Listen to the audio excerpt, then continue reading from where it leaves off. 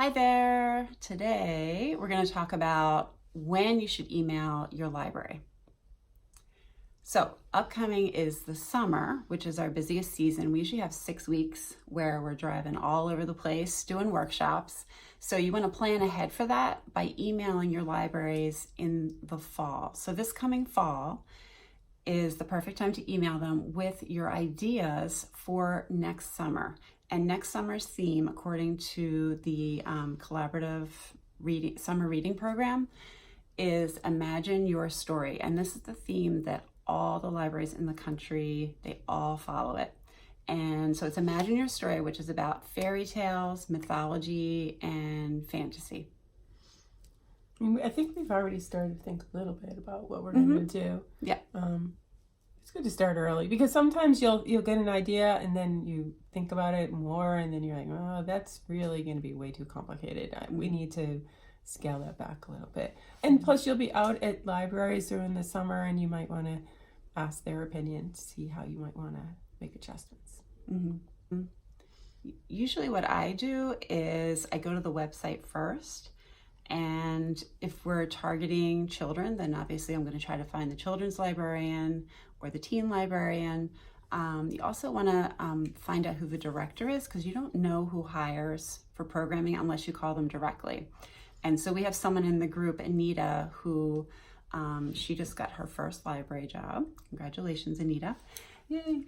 And so she started out by cold calling the libraries, and she had 2 librarians hang up on her. Which I think kind of scared her at first, and I can see why. But really what I found, it's best to go on the website, try to find email addresses. If you can't, then you can call the library. And I don't even call the children's librarian directly. I just call the main number and I ask for the children's librarian their name and for the email address. And usually they give it to you without, any bother or information about why you want that address. And record it all, keep it all there. Where do we keep our emails? We use Gmail, so we use their contacts. So you could put it in a spreadsheet if you need to, and then paste it into whatever email you're going to do. Yeah. And would you say we have maybe 65 email addresses presently? I think it's about 65. And that's libraries. If you know Boston, there's North Shore, South Shore, and west of Boston. So we kind of have a mix from that whole area. We'll drive about an hour from where we live sometimes to get to a library. And always go back and check every year to see if that person is still in that position, because sometimes you'll be sending it out and they're, oh, that librarian's not here anymore. They've moved to another library, so you do have to keep checking on that. Yep. Yeah. So other than, the big season for teaching is summer, obviously. But the other times you want to email them for, we usually get some bookings for Halloween.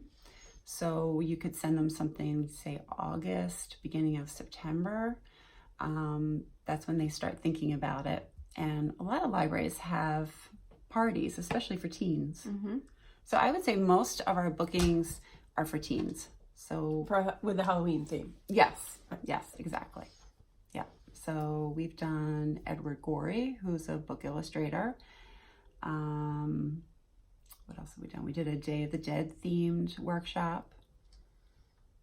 We will be doing the cosplay. Oh, right. Headpieces. Yep, Janelle came up with that one.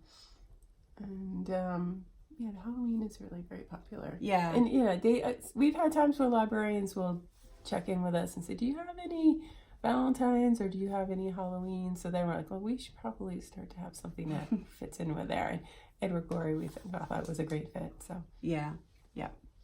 So Valentine's is another holiday. And then the other thing to think about when they book a lot of programming is February vacation and April vacation. And that doesn't have to have a theme, or it can just be whatever you want to teach at that time. But we always get some bookings during those weeks as well. So anything you want to add? No, I think have fun. Try to find something really fun that you think you'd like to do. And also try to find something that they won't be doing at school. Right. you know, the usual holiday themed things. Find something a little bit maybe that's associated with an artist in some way, and that you think would work with hearts, or you know, Halloween. It could be creatures or monsters. Yeah. Try thinking out of the box a little. So target the age group that you're most comfortable teaching. Don't worry about maybe what we do or someone else does in terms of age groups. Just go for what you're comfortable with, and that will end up being the best fit for you. That's it. So that's it. Yeah. Bye. Bye.